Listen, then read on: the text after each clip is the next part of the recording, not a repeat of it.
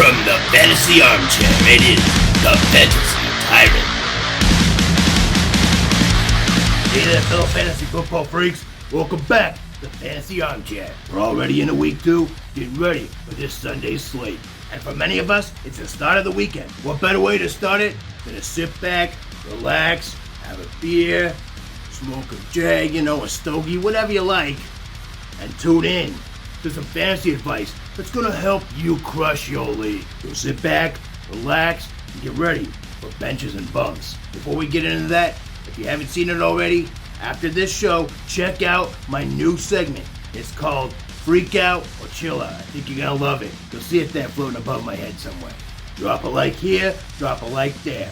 Share and subscribe, the normal thing. We need 10% likes, so help me out.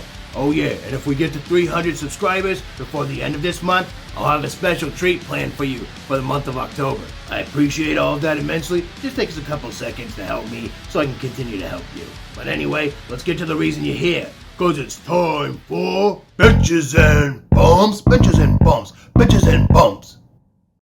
Starting off as always with my running back bump of the week, Miles Sanders. I told you he was underrated last week. I'm telling you he's underrated this week. Not sure why other analysts don't have him rated as high as I do. I mean, did they even pay attention to how the Lions ran all over the Niners last week? Or that Miles Sanders proved against the Falcons that when he's healthy and has a good matchup, he can put up solid RB numbers? I mean, just put that all together and you're looking at another good week for Miles Sanders. Now, I do think Kenny Gainwell's going to cut in a bit. I'll get into that more later on. But hey, both Swift and Williams had good weeks against the Niners last week, so I think the Eagles duo could have a good game too. I think that Miles Sanders, while he's not a superstar, he could be a high-end RB2 like every week. At least in weeks where he's got a great matchup.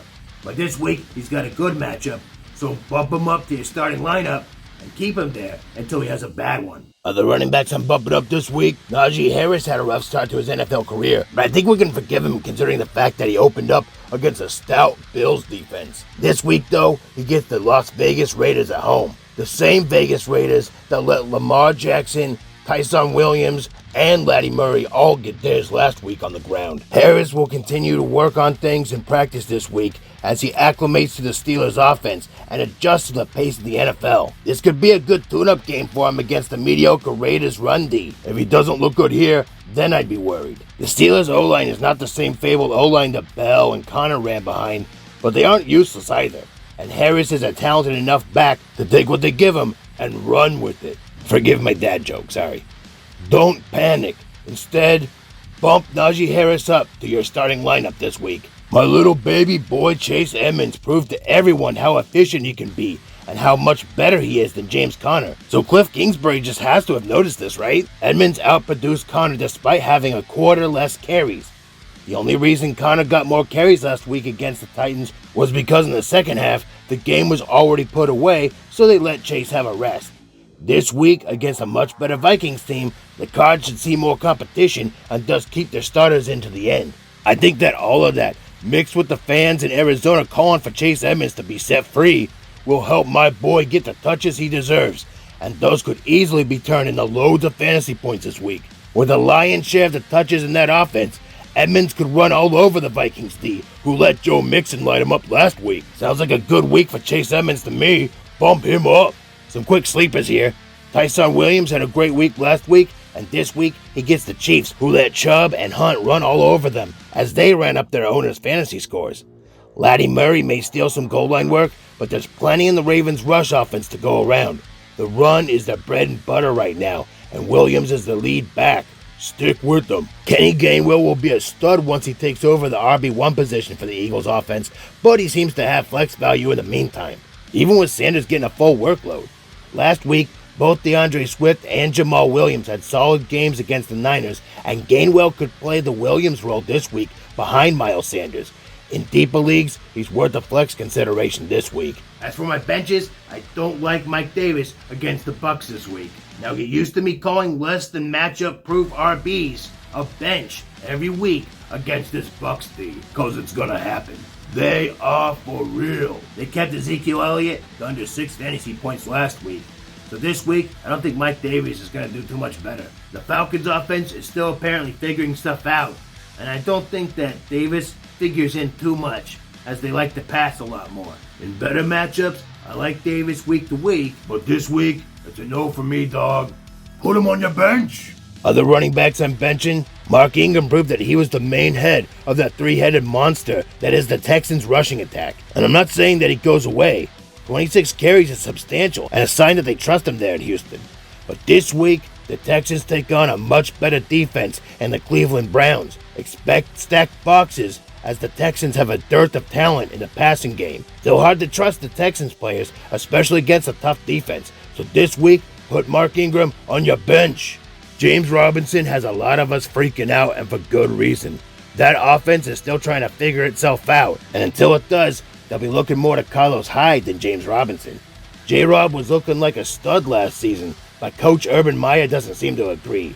I think this is all about coaching choices, and as we know, coaches don't give two monkey shits about our fantasy squads. Game script is going to handicap J-Rob's numbers, at least for now, as the Jags defense is laughably bad. So for now, as sad as it is, you gotta leave J-Rob on your bench. And I have Zeke Elliott on bust alert this week. Another guy who everyone was freaking out about after his week 1 performance. I think there was a bad week, and Zeke will get back to his old self eventually. I think it could be another bad week for the Cowboys' bell cow back. He may do better than last week, but not by too much against the Chargers D, who stymied Antonio Gibson last week. You may have to start him, but temper expectations. Bad start to his season. Let's move on to wide receivers, and my wide receiver bump this week is Antonio Brown. He's back! Officially, AB is positive again, and I see him going back to his old dominant form. He shoved Evans out of the way for the number 2 spot in the wide receiver core there, behind Godwin, of course. We knew it was a matter of time, and here we are. So I think he becomes a stud, but a lot of people are still asking about him. He's got an anemic Falcons defense he's facing this week, so I see him putting up pretty big numbers. He's Brady's number 2 guy now, so give him a big bump this week. Other wide receivers I'm bumping up, Mike Williams has finally become the wide receiver we've all been hoping he'd become. I think he's going to be a killer second option for Herbert this season when he's not peppering Keenan Allen with targets. And this week, he gets the feast at the fantasy fiesta that is the Cowboys D. Yeah, I'm going to be picking on them all season, just like I did last season, and it worked. Last week, they let the Bucs pass catchers have their way with them like a depressed hooker. So time to go back to that well. Williams should be putting up solid wide receiver 2 numbers again this week, so give him a bump to your starting squad. Brandon Cooks had a great week last week, as I predicted, despite all the naysayers insisting that I was wrong to put any confidence in anyone in that offense. As if they weren't an offense playing in the NFL or something. Even if they're as bad as we thought they were, they're still going to do something, and thus someone was going to put up points. But even when I tried to explain that, all I got was, "No, TyRant, are you stupid? Brandon Cooks isn't going to be startable. He's on the Texans, and the Texans are a bad team, so that means Brandon Cooks will be bad. Durr." But that's exactly why I've been saying he will produce. The Texans aren't a great team, and they're likely going to have to throw a lot. Quick, name another Texans wide receiver who'll get consistent targets. Yeah, exactly. No one.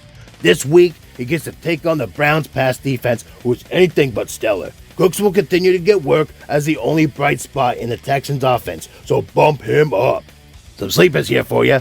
Jarvis Landry was stupidly underrated this season, to the point where he's considered a sleeper rather than a bump. Without Odell there, Landry is the top target for Baker Mayfield, and last week, that led to 5 receptions for 71 yards, and he ran in a touchdown as well.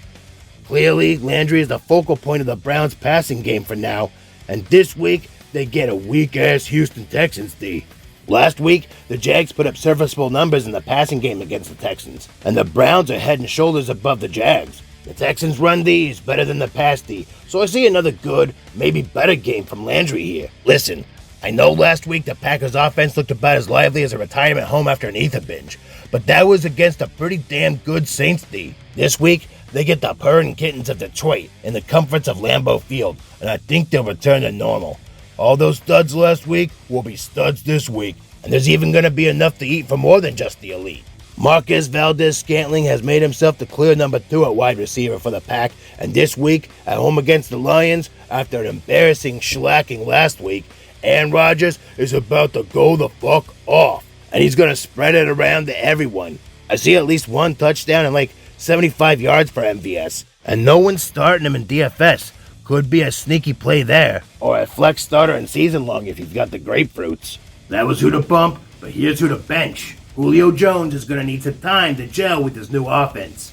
The guy is still a star quality wide receiver, but he's been struggling to fit into the Titans scheme.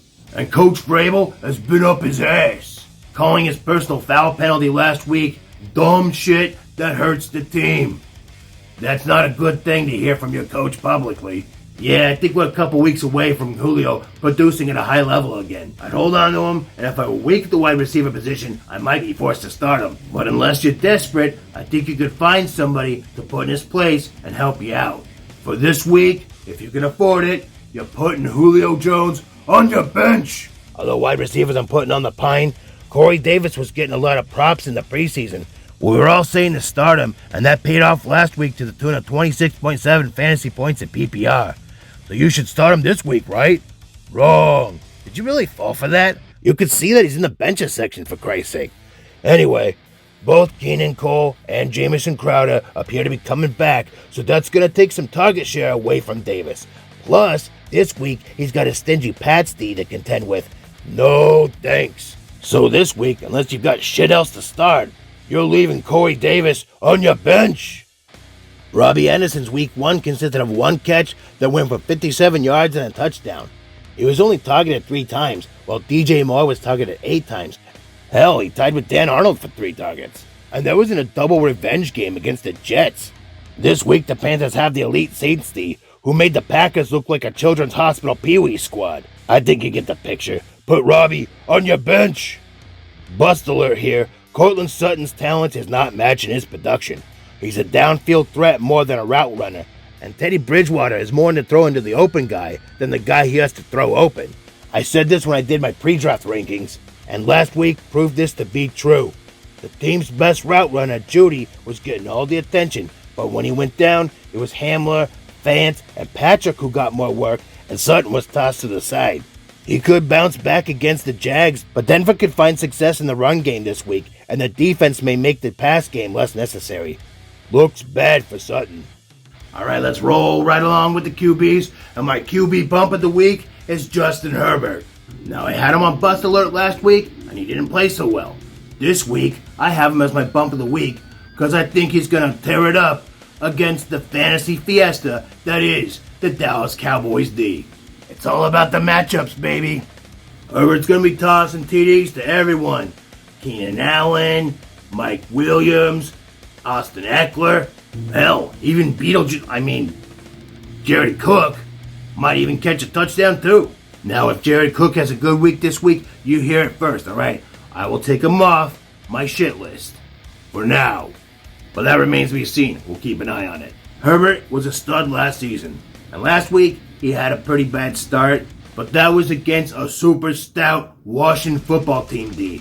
Against the Dallas D, he's going to get right back on track, chugging his way down to Studville once again. So don't get worried, they didn't play well against a top flight D in Washington. Watch him feast in the fantasy fiesta and give him a bump this week. Other QBs I'm giving a bump. Jalen Hurts is here again because for some reason, too many people don't believe. People keep asking about him, so I'm going to tell you this one more time and that's it. Until he's injured, Hurts is a stud.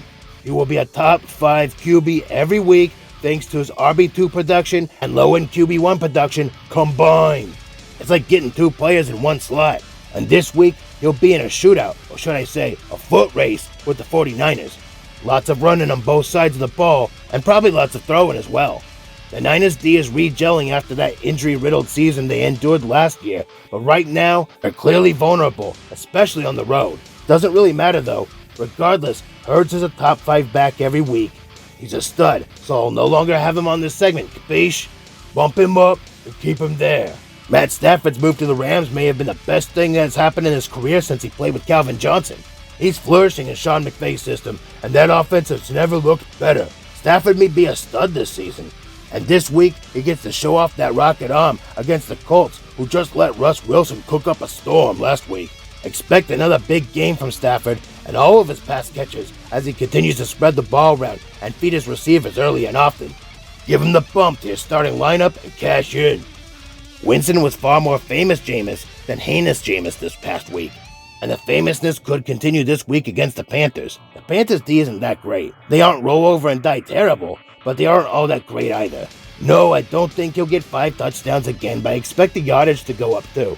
He could at least be a serviceable QB1, so if you're struggling at QB, give him a shot. Joe Burrow rekindled his bromance with his college sweetheart Jamar Chase. But it looks like we've got some modern-day polyamory going on, as Higgins is still getting plenty of love from Burrow as well. Hey, there's nothing wrong with that. I'm totally fantasy point positive, no matter how you roll. Burrow has the weapons, the talent, and this week, a pretty good matchup against the Bears. This love triangle could have a happy ending, and hey, maybe this week they even let Boyd in on the action. Kinky. Burrow looks to be a good start this week. Those were the bumps, now for the benches. And my QB bench of the week is Ryan Tannehill. I think I'm like the only analyst who had Ryan Tannehill outside of my top 10 to draft in preseason. That O-line of theirs scares me shitless. And I think King Henry's going to hold his own. But Ryan Tannehill, I don't know. Last week, the Cardinals D kept Tannehill on his back like he was a pimp's bottom bitch. This week, he goes on the road to Seattle where the 12th man is back. The returning crowd to Seattle is going to blow the partial roof off the joint. And the Seattle pass rush is no joke either. Expect more of the same from the Titans this week. A.J. Brown will get his. King Henry will probably do a little bit better. But that's it. Tannehill's going to be looking up at that gap in the roof at Lumen's Field all day long. So keep him on your bench. Other QBs I'm benching. Sam Darnold didn't even have that great of a week last week in a revenge game against the Jets. I think he'll get better the more that he plays with his new team this season. But now, the Sam Darnold hype train is sitting in the station. This week, he's got a Saints D that made Aaron Rodgers look like a grizzled old man. No, wait, that's just his facial hair. Either way, I don't see Darnold doing much better than the reigning MVP, so keep the Darnold Express at the station, or he can take your fantasy week off the rails. Leave Sammy on your bench. The Bills are a team who can get it done on both offense and defense, so they tend to play like their opponent and beat them at their own game. The Miami Dolphins are a defensive team that plays slow as molasses on offense. This isn't going to be a very high-scoring game. The Bills' D will keep Tua at bay and force them to have to beat them in a grinded-out game with running and defense. Tua's going to be just fine in certain matchups, but I don't like him in this one. If you listened to me last week, you benched him against the Pats, and you were glad you did. So heed my advice once again and keep Tua on your bench. And Big Ben goes on bust alert this week. Oh, but TyRant, it's at home Ben. That means we play him. I'll admit, that used to be a thing, but then again, so did Roethlisberger. Dude should have retired. There, I said it. He was the QB 28 last season, and that's about where he belongs. Max Crosby has made that Raiders pass rush a thing to fear. I still think Deontay Johnson gets his customary TD, but that's about it. Maybe Claypool gets another one, but for Ben, at best, 2 touchdowns, probably a sack fumble, and about like 200 yards. That's not going to win your week. Just saying. Finally, it's time for the tight ends, and my tight end bump of the week is Tyler Higbee. Now, before you get all mad, Gronk is a stud, and therefore not in this section. Anyway, I said it in preseason. Stafford was going to make Higbee relevant. And I might be understating. This dude could be a top 5 tight end this season. And this week, he's got a Colts D who gave up a score to Gerald Everett last week. Higbee's going to produce a lot more than Everett in this game. I'm telling you, if you have him, set him, forget him, leave him in your starting lineup. Don't even ask about him unless he forgets to play football or something. This guy's a start every week, and he's got a great matchup this week, so give him a bump. Other tight ends I'm bumping up. Dallas Goedert showed last week that he's the alpha tight end in the Eagles' offense, and Ertz is a thing of the past. I hope they trade Ertz because that dude can still play, but Hurts likes Goddard. The coaches like Goddard, so that's who they're going with. The Hawk, TJ Hawkinson, was on fire against the Niners last week, and while he's a better talent than Goddard, Hurts likes to throw to his tight end. Goddard should have double-digit fantasy points this week against San Fran, so bump him up to your tight end spot. Noah Fant seemed to put that leg issue, whatever the fuck it was, behind him. I think it was a case of bullshit leg. Fant is fine, and he'll be a top 10 tight end all season. The Jags D don't scare me. They gave up 4 catches for 67 yards to Pharaoh Brown last week. Who? Exactly, but I'll talk more about him later. The point is, Fant should have another good game as one of Teddy Bridgewater's main targets after Jeudy went down, so bump him up. A couple sleepers here. Cole Kmet put up a decent day against the Rams. I think it's going to be more and more a thing as the season goes on. The Bengals aren't necessarily weak against the tight end position, but Kmet could have another one of those 5-catch, 42-yard type games, but with a touchdown this time. Worth a shot in deep leagues or 2 tight end leagues. And I was saying before the season began that I thought Dalton Schultz was going to be the guy at tight end in Dallas over Blake Jarwin. And last week, he had twice the targets, twice the production, and twice the fantasy points. And I say that continues this week in a much better matchup against the Chargers. DFS play here for sure. And if you're ailing at tight end, he could be an answer there too in season long. So who am I benching at tight end this week? It's no surprise, Mike Gesicki. Yeah, I know it's low-hanging fruit, but the dude put up a goose egg last week, and I don't think that's a coincidence. I was going to have him as my freak-out tight end on freak-out and chill-out, but I just ran out of time. Tua couldn't give a fuck about throwing to his tight end. And while I don't think Gesicki's going to goose egg a whole lot this season, he's not going to get a lot of production either. To be honest, he only had a few good weeks last season. I don't know why everyone was blowing him up in the preseason. I wasn't. I think with Jalen Waddle in the mix and with Fuller coming back, there's not going to be a lot left for Gesicki. I think he's going to be all but forgotten in this offense. This week, he's got a tough matchup against the Bills. So yeah, if you're a Gesicki owner, I'm slamming that panic button. Go out to the waivers, see what you can pick up. Start streaming your tight ends. Maybe you'll stumble on something along the way. Eventually, you might have to drop him, but at least for now, keep Gesicki on your bench. Other tight ends I'm leaving on the bench. Hunter Henry is the clear tight end 2 behind Jonnu Smith, as predicted. This week, he faces the Jets, who bottled up Dan Arnold last week. Don't expect much from the Pats tight ends, especially Hunter Henry.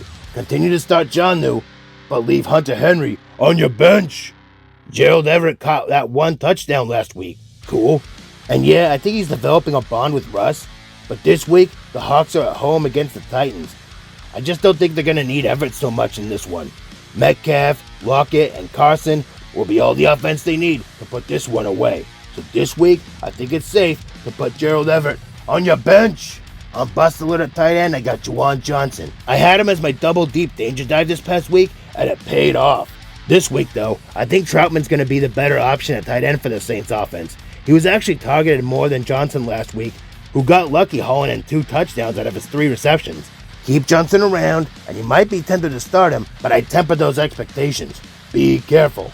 So that's it for benches and bumps, and normally I'd say go check out the rankings for defense and for kicker, but I didn't do a rankings video this week. So here's what I'm going to do. This week, on Sunday, my Tinker Stinker Power Hour, it's going to be 8:30 a.m. Pacific, 11:30 a.m. Eastern. I'll be answering all your lineup questions, but in addition, I'm going to go over defenses and kickers that you should stream this week. I'll also have my deep dives there as well, but I'll tell you what, I'll give you a little preview. Here's my double deep danger dive of the week. I gotta give props to Pharaoh Brown. Last week, he led the Texans tight end core in targets and receptions, hauling in 4 balls for 67 yards.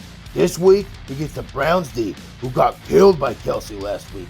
Yeah, I know, it's Travis Kelsey. Still though, the Browns D doesn't scare me, and clearly Tyrant Taylor has a preferred tight end security blanket. In DFS, in deeper leagues, 2 tight end leagues, this guy could have another day like this, but maybe a touchdown too this time. Worth a look for sure. So that's it, folks. Remember, if you need streaming defenses, kickers, deep dives, come check me out Sunday morning for the Tinker Stinker Power Hour. While you're setting your lineup, moving all your guys around while taking a dump, hey, watch my show and find out who you should be putting where. It's that simple. Or you can find me on Facebook. Got some links there below. Also, take a look at my Patreon. Want a guru in your pocket who can answer all your burning questions anytime you want? Hey, it's worth $5 a month, right? Plus, I'll be working on some more content exclusive for my Patreons, or my super freaks, as I like to call you. Pay a little more, you'll even get a phone call every week. I'll talk to you for like 20-30 minutes about what to do with your lineup, or whatever else you got going on in your life. I don't give a shit. I'm here to help you win your week. And maybe figure some shit out in your life. I don't know. Thanks for tuning in. I hope this helps. If it does, give me a like, share with everyone you know, subscribe. Remember, we hit 300 subscribers by the end of the month. I'll be doing something good for you in the month of October. And don't forget to ring the notifications bell so you know when these shows come out and you don't miss one. Thank you all for your support. Good luck this week, and I'll see you on Sunday at 8:30 a.m. Pacific, 11:30 a.m. Eastern for my live show, the Tinker Stinker Power Hour. All right? Until then, I'm out. Peace.